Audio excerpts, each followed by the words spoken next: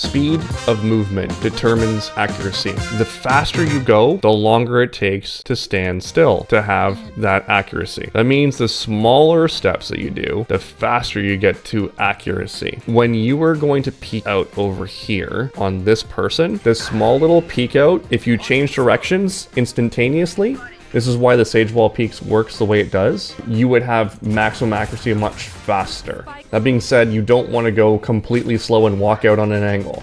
That's silly. You will have more accuracy, but you will become too much of a target. So there'll be times where you'll see me, for example, if I know there's a person here, I might prime the peak. I'll place the crosshair here, stand still for a second, and then I'll swing out. So I'm not doing a full motion swing from lamps. I'm doing like a stop, and then I peek out with it pre-fire and then come back in. Because then I have more accuracy here and quicker ability to get to a one shot that's going to be completely accurate. Speed in which you move, and here's the thing, as you move or start motioning, you move progressively faster. So it goes slow, slow, and then faster as you're starting to get into a full strafe. This area right here is optimal for dead zoning. It's like the midpoint-ish, where you're getting good amount of speed that you can still manipulate the server, but you're also getting just enough speed that you're able to quickly change directions and have accuracy. When you get to that full speed, it's like maybe like half of a couple more milliseconds before you can actually fully stop and stand still. So that's why priming the peak and prepping the angle before you swing it is important. So you can do those small little strafe that's quick and easier to be able to switch to an accurate shot. What I'm going to make on this one is the strafe speed and how long it takes for you to be fully accurate. I'm going to just throw on shooting error. We'll go with graph. Okay, so there's blue, right? That's me instantaneously pressing the opposite strafe key. Okay, and shooting. Not a lot of accuracy, right? But if I go like this and I stop for a second, now I've got that. So you gotta stop for a second to get it. I gotta stop for a second. Now, if I go here and I prime the peak, I can go like this instantaneously. I'm shooting. So yeah, I have much less variability on the blue line. It's like 0.36, okay? This one is like 0.25, nothing, right? Barely nothing, and I'm able to go. So I'm getting maximum peak speed, and I'm also accurate to the headline, but I'm standing still here, priming the peak, and then coming out. Okay?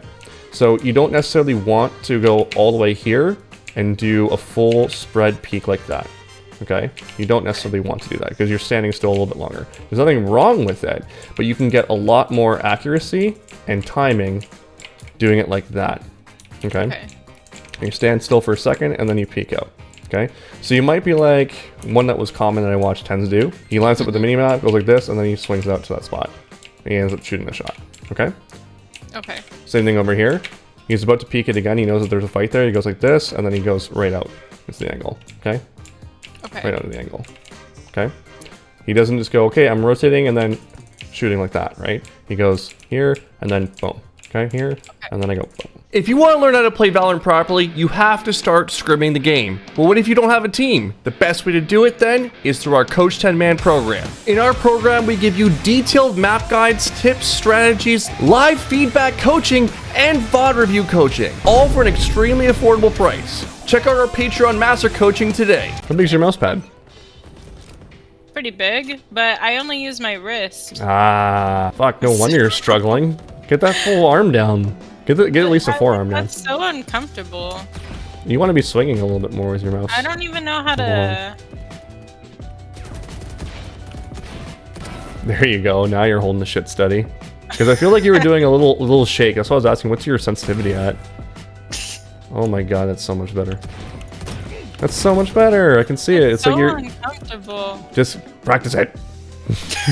Uncomfortable is good. I was wrist aiming all of my life pretty much, and then I switched to forearm, and I'll never go back. It's just so much more consistent. About like wrist or not.